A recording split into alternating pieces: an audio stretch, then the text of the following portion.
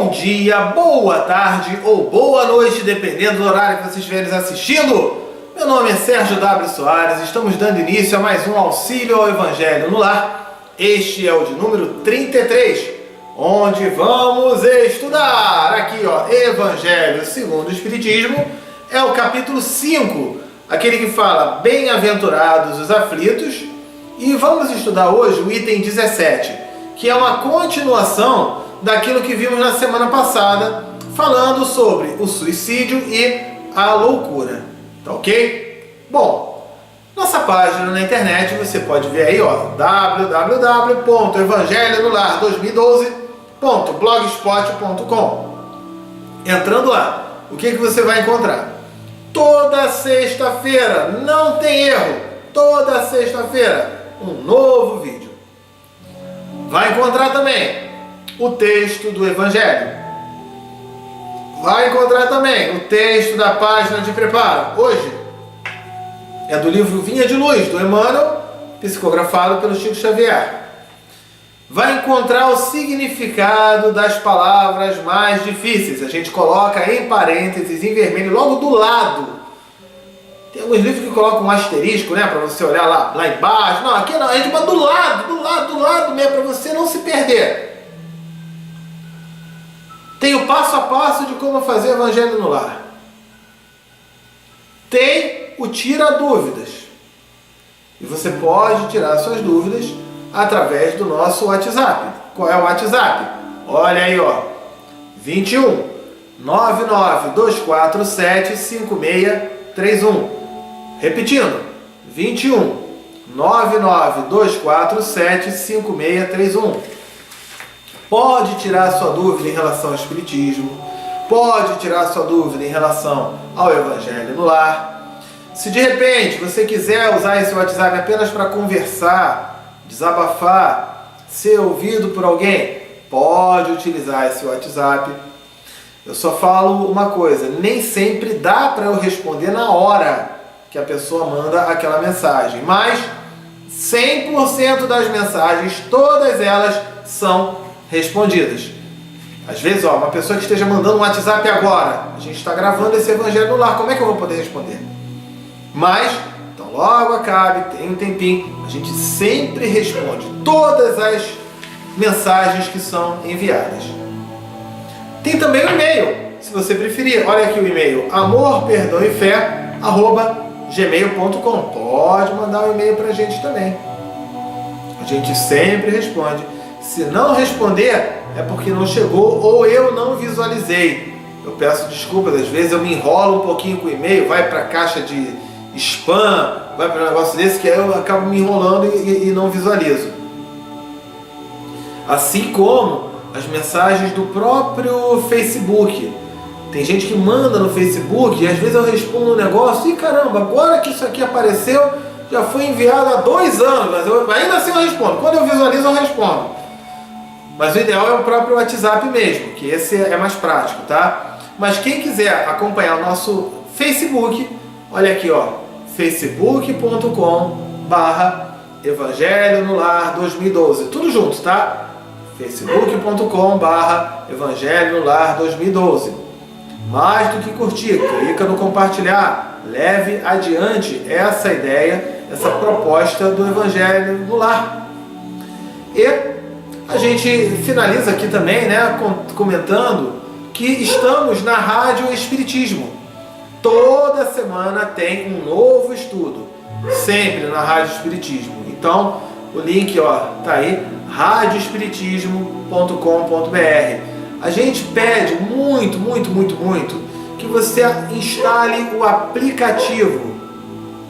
Como é que é? Para você escutar no teu celular a qualquer momento, a qualquer instante.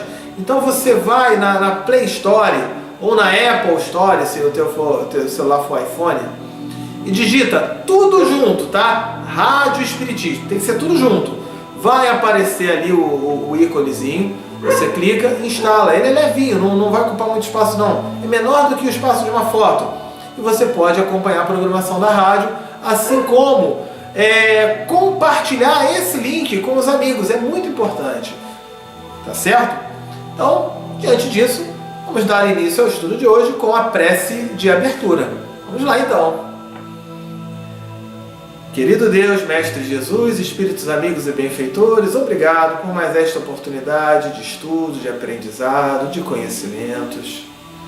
Agradecemos a todos aqueles que estão aqui presentes, encarnados ou desencarnados, assim como os anjos guardiães que estão harmonizando, limpando e higienizando este ambiente no qual nos encontramos.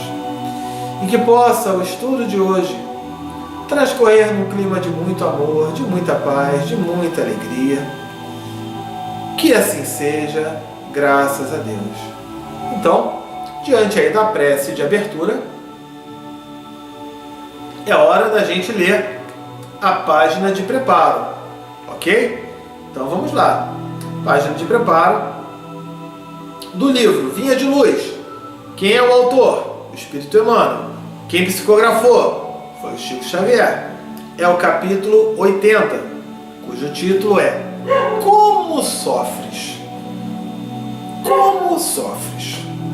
Ele começa com uma citação de Pedro, que está anotado em 1 Pedro, capítulo 4, versículo 16. Ele diz o seguinte: mas se padece, se sofre como cristão, não se envergonhe, antes glorifique a Deus nessa parte. Então, ele já coloca a seguinte mensagem: a dor, o sofrimento é algo abençoado, às vezes necessário. Por quê?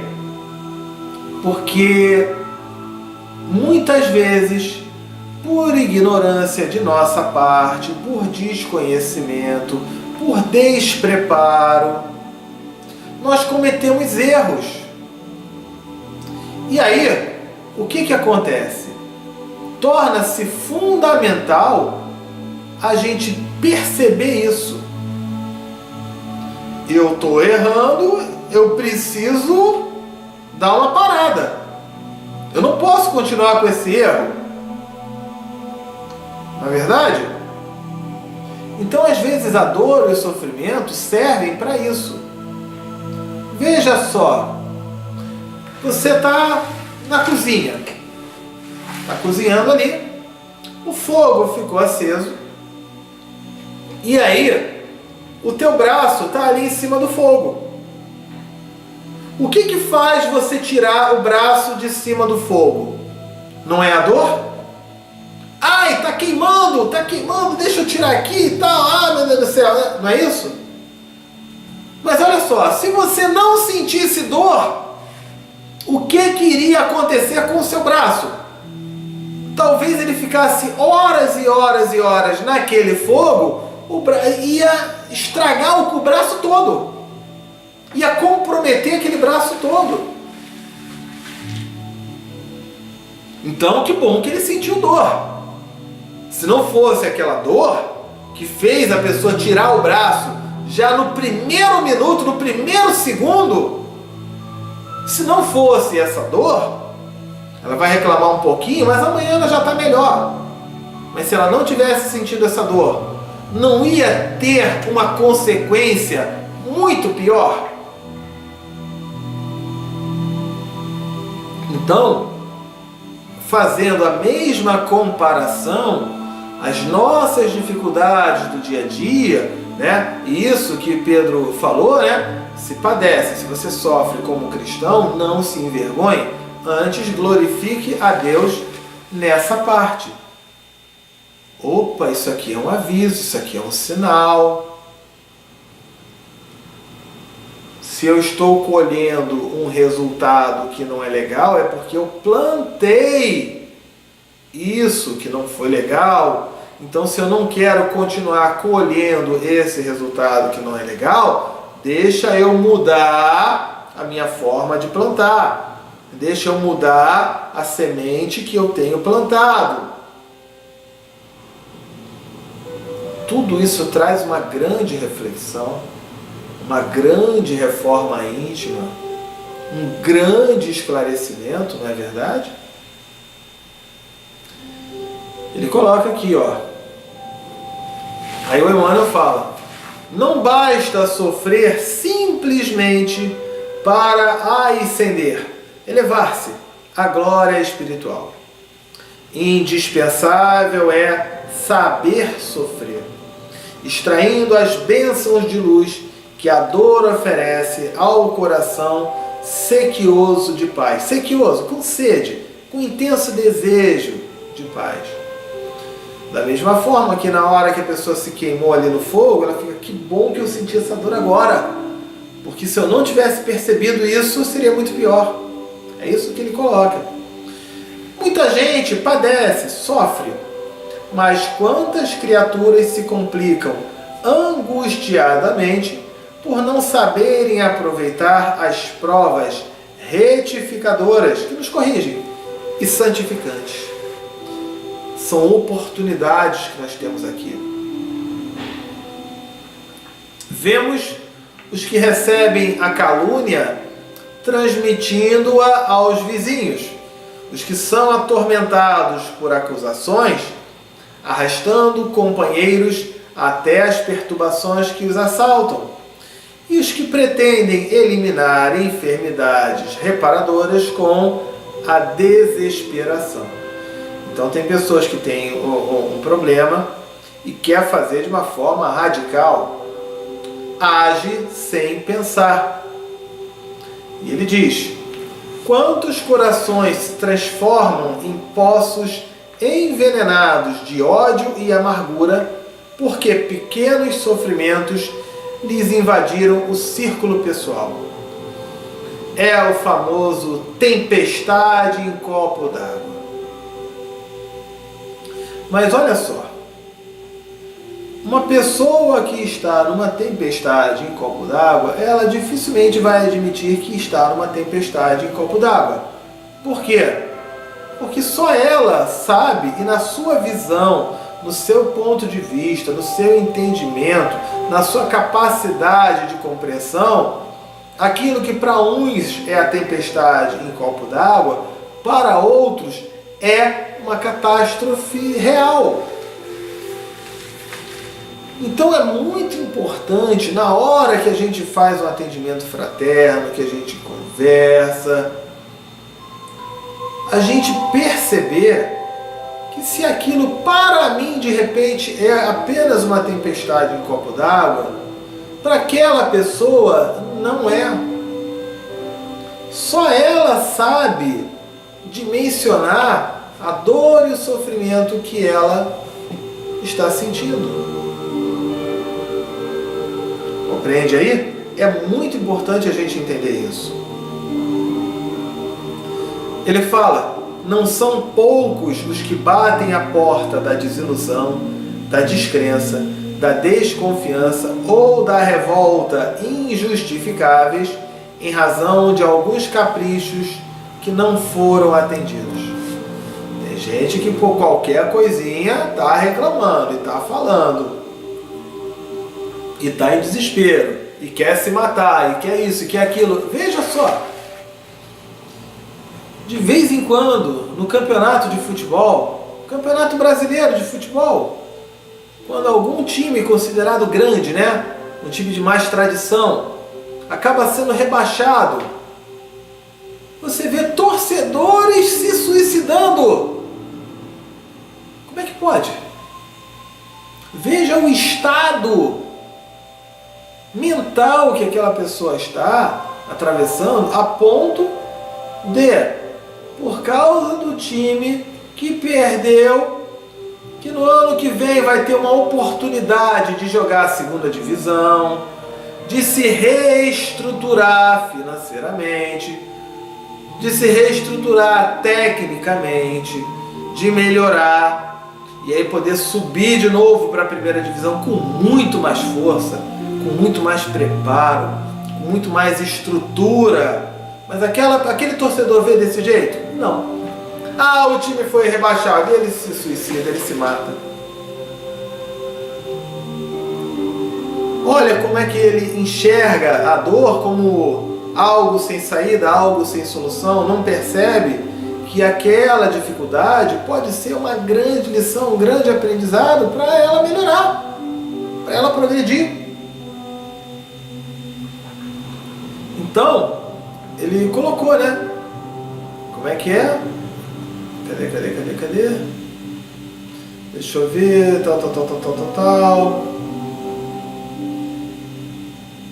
Bom, não me lembro aqui onde é que eu parei. Vamos lá. Ele fala então assim: vemos, então falou provas retificadoras, né, que nos corrigem, e santificantes. Vemos os que recebem a calúnia, transmitindo-a aos vizinhos. Ah, tá, já li isso. Então vamos lá. Quantos corações se transformam em poços envenenados de ódio?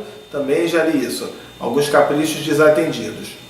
Seria útil sofrer com a volúpia de estender o sofrimento aos outros? A volúpia é aquela satisfação íntima, né? Porque também tem isso. Tem pessoas que sofrem, que passam por dificuldades, e o seu grande consolo é quando vê alguém passando pela mesma dificuldade ou uma dificuldade maior. E aí começam a agir de uma forma para prejudicar o outro. Olha, às vezes fazem isso até inconscientemente. Ela não está bem, está perturbada, está de mau humor e faz de tudo para tirar o bom humor daquela outra pessoa. Até que aquela outra pessoa finalmente perca a paciência e aí aquele outro se... Sabe? Ah, olha lá como é que ele está. Eu estou bem melhor do que ele. Ah, eu tô mal, mas ele também está mal. Volta e meia ocorre isso. Ok? Então ele fala sobre essa situação.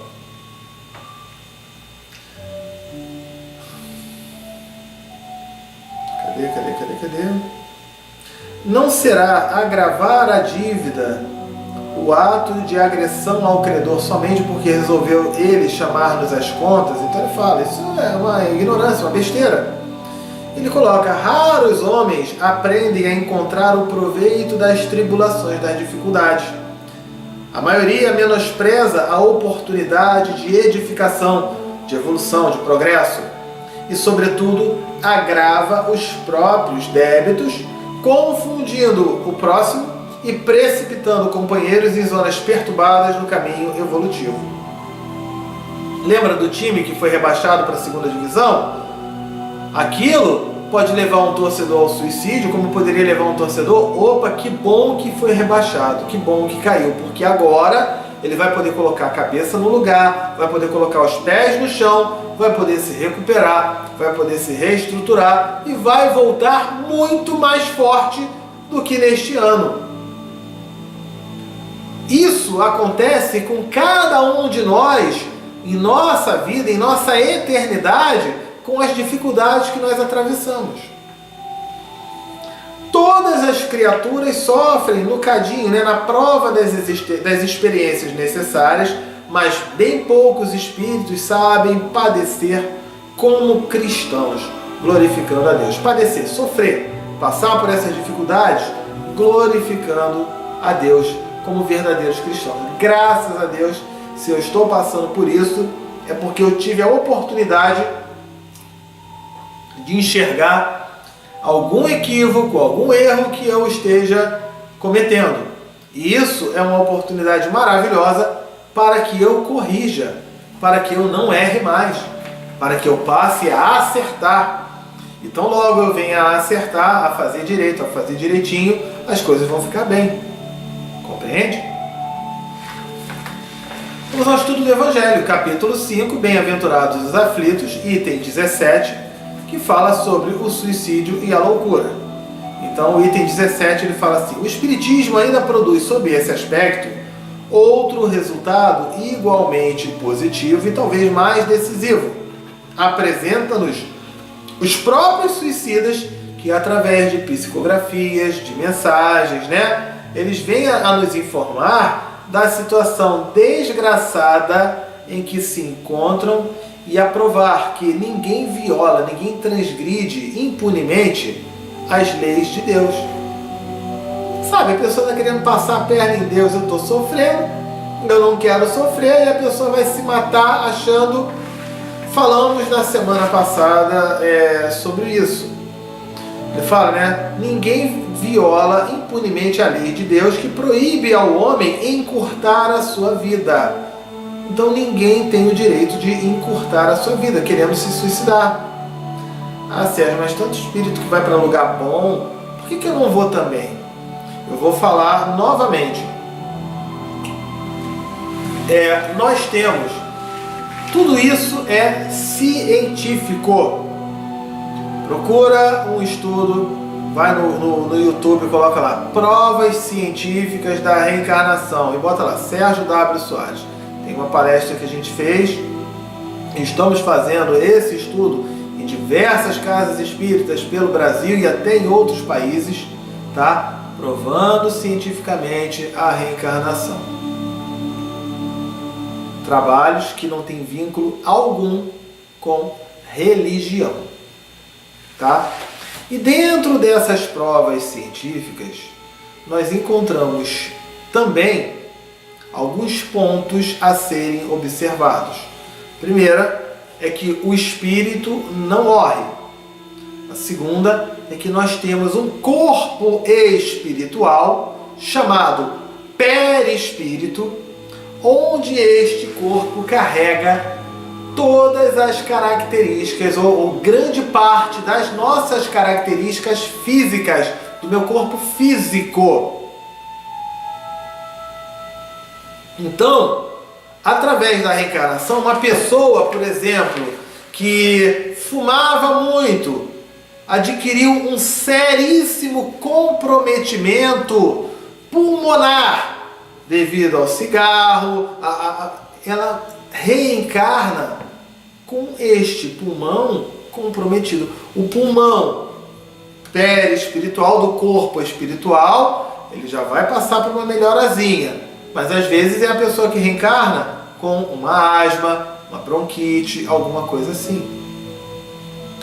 Eu citei um caso, uma pessoa que tomou um tiro no ombro.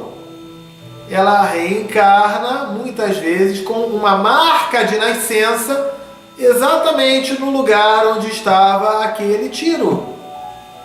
Mas olha, uma outra vida, um outro corpo físico. Mas o corpo espiritual, ele joga as informações para aquele corpo físico. E por que eu estou falando isso? Porque uma pessoa, ao cometer um suicídio, ela acha que o corpo dela vai morrer. Só que o corpo físico pode morrer, mas o corpo espiritual permanece. Então todo aquele estrago que a pessoa fez ao cometer um suicídio, o corpo espiritual vai continuar sofrendo aquelas dores.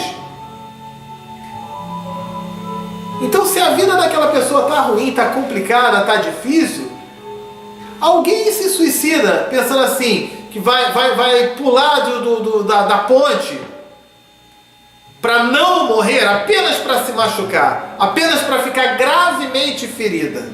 Alguém pensa nisso? Não. A pessoa pensa em fazer aquilo para acabar com o corpo físico. Só que ela vai sobreviver. Ela sobrevive. E tem relatos.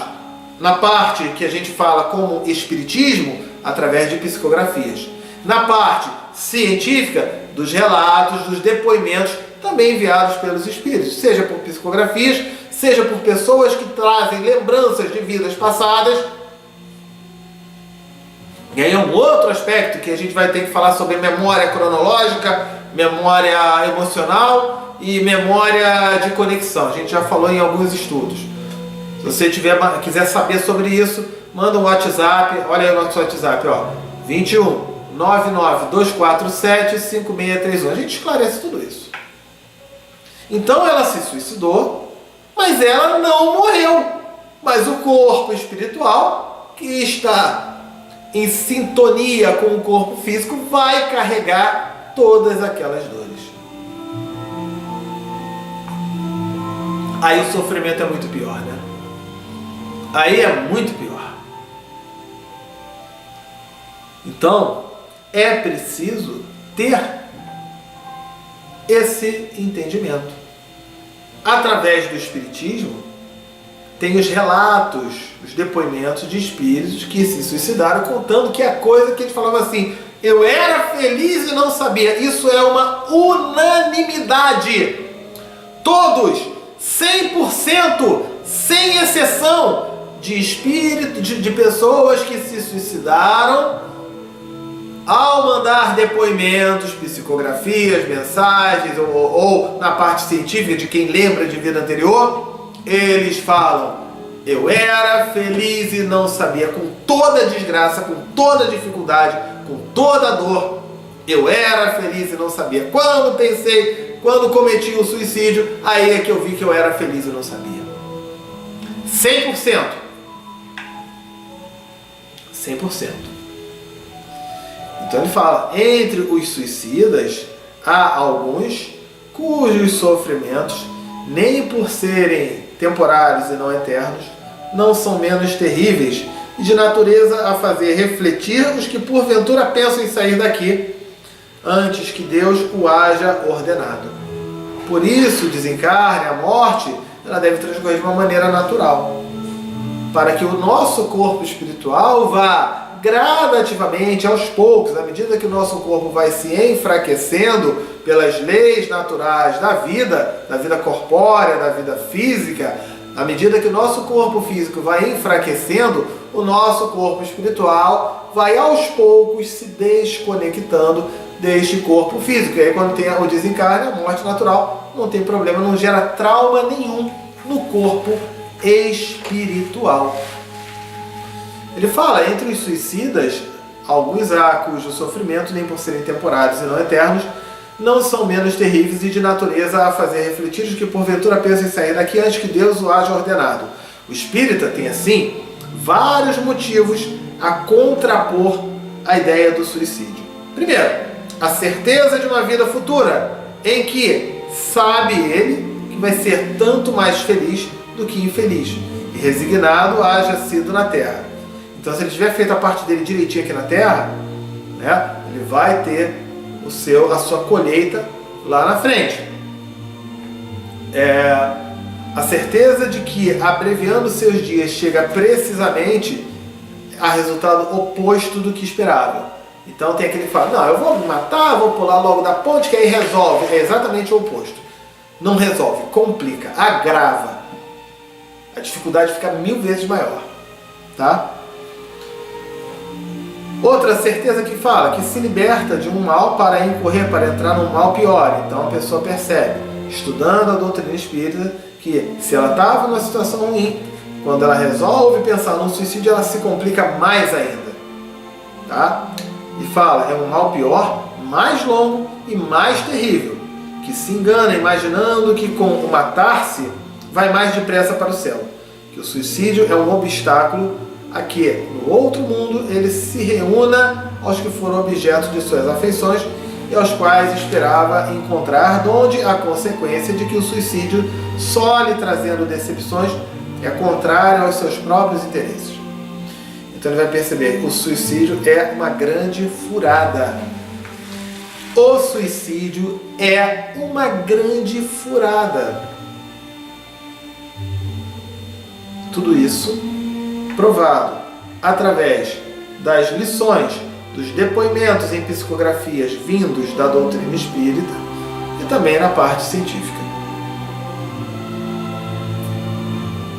Ele coloca, por isso mesmo, considerável já é o número dos que têm sido, pelo espiritismo, obstados e impedidos de suicidar-se, podendo daí concluir-se que, quando todos os homens forem espíritas, deixará de haver suicídios conscientes, porque existe o suicídio inconsciente também. Ele aqui fala do suicídio consciente. Comparando-se então os resultados que as doutrinas materialistas produzem com os que decorrem da doutrina espírita, somente no ponto de vista do suicídio, forçoso será reconhecer que, enquanto a lógica das primeiras a ele conduz, o da outra o evita, fato que a experiência confirma. Então ele fala, aquele que é extremamente materialista, com o apego material, ele passa a ter um padrão de vida, uma filosofia de vida de angústia, de sofrimento. Sabe aquela pessoa que compra um carro novinho, e aí, ao invés de ela curtir o carro, ela fica na janela olhando. Ai meu Deus, tem um pombo ali, vai fazer cocô no carro. Ai caramba, fez cocô no carro, agora vou ter que descer. Aí ele fica olhando. Não, mas pode ser que alguém passe e fique encostado no carro. Aí ele fica de madrugada olhando para o carro. Aí ele não dorme. Escutou um barulhinho, um apito. Ah meu Deus do céu, o carro. Aí ele vai lá para a janela. Aí ele fica de novo de olho. Aí ele entra no carro, se alguém entra ali e o pé tem uma areiazinha ali. Ah não pode entrar no carro não. Tem isso, tem aquilo. E aí ele vai andar. Aconteceu mais alguma coisinha. Pegou um vento, pegou um probleminha. Não. Ele transforma aquele carro, aquele apego ao carro, que era para ser um motivo de lazer, de prazer para ele. Ele poder trabalhar, poder passear, poder ir ao shopping, ir ao cinema, viajar com a família. Ele transforma aquele apego material numa verdadeira tortura para ele. Então a gente está colocando o quê?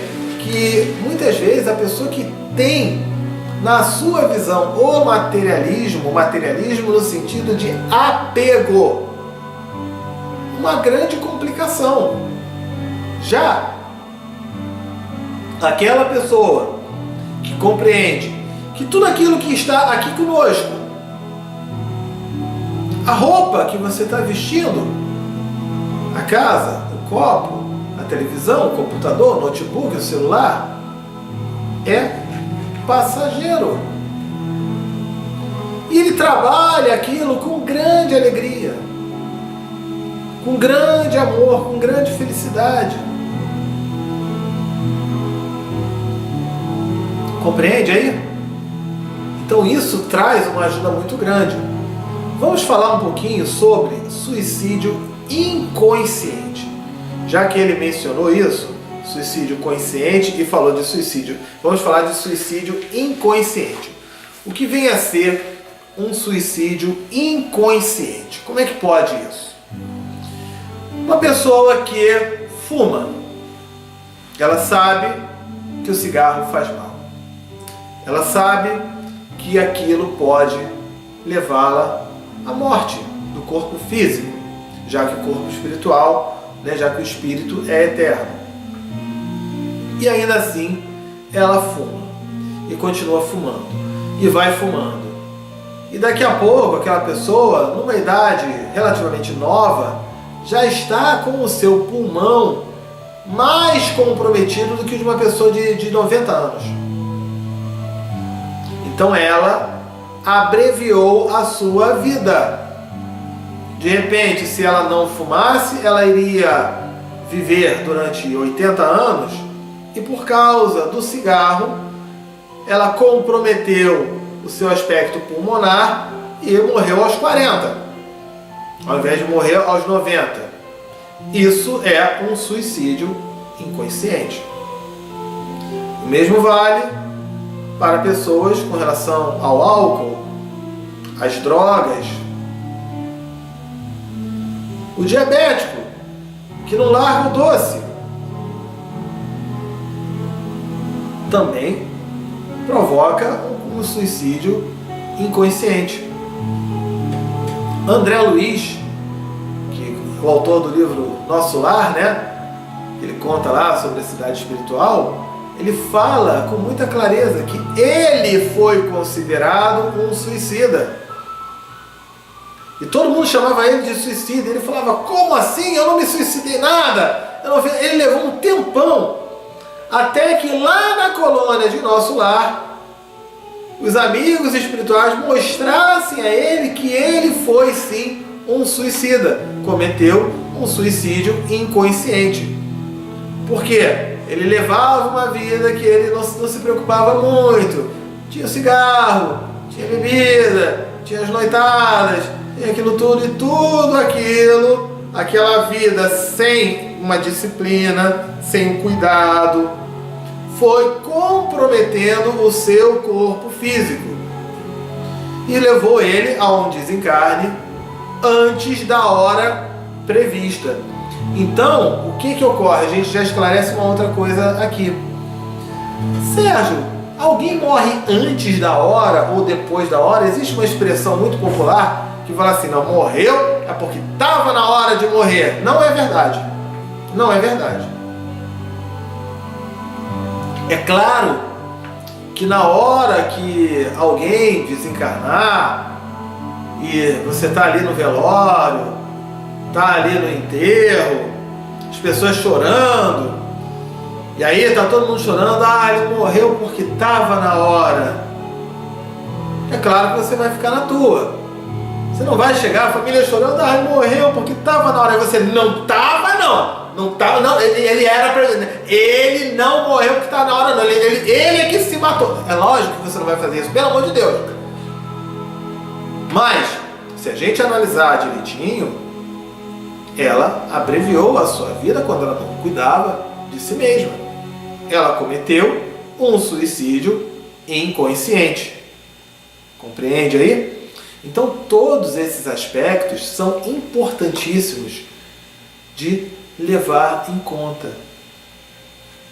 Da mesma forma que alguém morre antes da hora, vários morrem antes da hora. Assim como vários vivem também além do tempo previsto.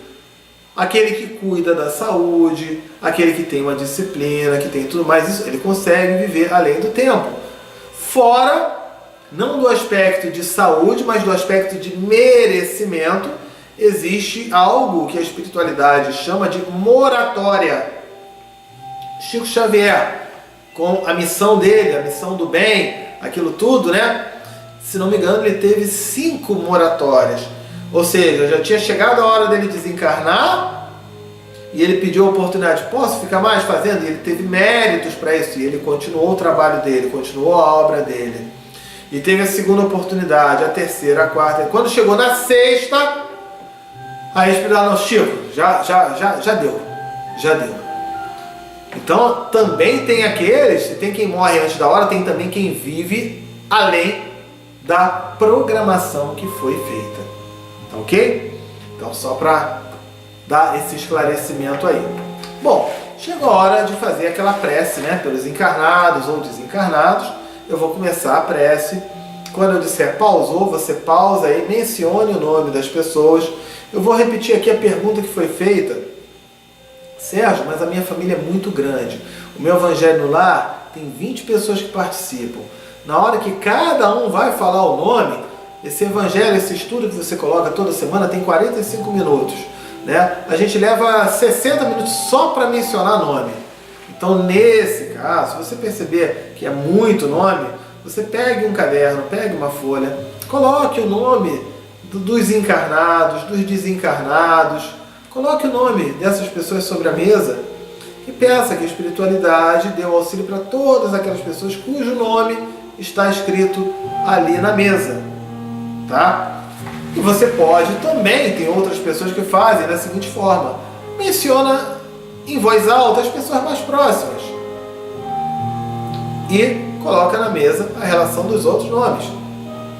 Eu tenho uma pessoa que veio perguntar, Sérgio, eu gosto de todos os meus amigos da faculdade, só na minha turma da faculdade tem 60 colegas e eu menciono o nome de cada um, fora o do meu pai ou da minha mãe, os dos colegas do meu pai, os dos colegas da minha mãe, o meu grupo espírita, o meu grupo de auxílio na instituição que a gente vai. Meu Deus, o Evangelho não vai acabar nunca. Então, nesse caso, você pode colocar esses nomes numa folha de papel, tá? E menciona em voz alta apenas alguns, até para não causar um cansaço e não causar também das pessoas ao redor ficarem desconcentradas. Na hora da prece está todo mundo concentrado, né? Enviando um sentimento bom, de luz, de auxílio. Mas quando a pessoa leva 5 minutos falando nomes, a pessoa desconcentra, né? Então, é só para esclarecer, isso é uma dúvida que muita gente pergunta. Então, vamos lá, fazer a prece. Eu disse, pausou aqui, mencione o nome das pessoas e pausa, tá legal? Ou melhor, pausa e mencione o nome das pessoas. Vamos lá.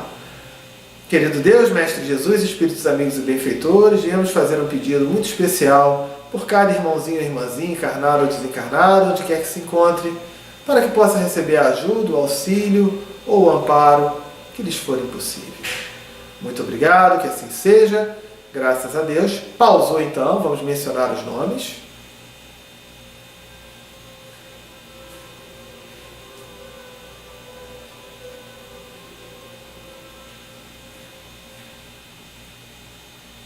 Soltou o pause, é hora da fluidificação da água. Então, vai que dá tempo. Pega lá a água, o copo, a jarra, o vasilhame, como você preferir.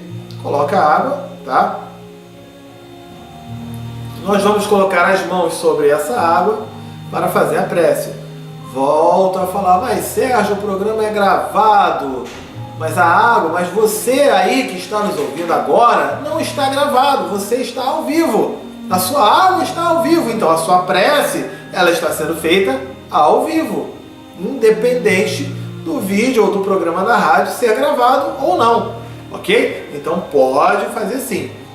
Então vamos colocar as mãos sobre essa água, esse vasilhame, e fazer a seguinte prece.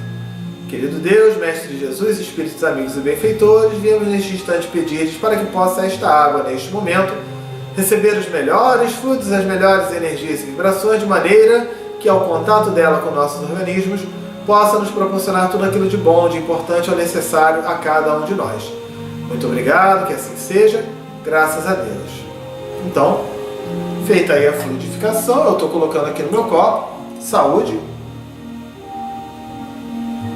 E vamos para a prece de encerramento. Tá legal? Então vamos lá. Mas Sérgio, eu ainda não bebi a água.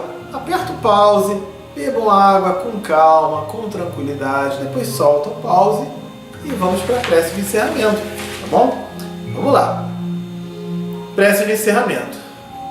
Querido Deus, Mestre Jesus, Espíritos amigos e benfeitores, obrigado por mais esta oportunidade de estudo, aprendizado, conhecimento, informações, reflexões. Agradecemos aos anjos guardiões que aqui estiveram harmonizando, limpando, higienizando este ambiente e que possamos fazer por onde mantê-lo desta maneira, através de nossas boas ações, de nossos bons pensamentos, de nossas boas vibrações e de nossas atitudes. Que possamos trabalhar cada vez mais os valores do amor, da fé, do perdão, da caridade, do auxílio, da paz, da paciência, da tolerância, da alegria, do perdão. E que a cada vez que colocarmos estes valores em prática, possamos estar sendo verdadeiros instrumentos de Deus dentro do nosso processo de evolução e de desenvolvimento. Muito obrigado mais uma vez. Que possamos estar aqui juntos na próxima semana para mais este Evangelho de Amor, que assim seja, graças a Deus. Então, fizemos aí a prece de encerramento. Tenham todos uma ótima semana. Fiquem com Deus e encontro marcado na semana que vem. Tchau, tchau!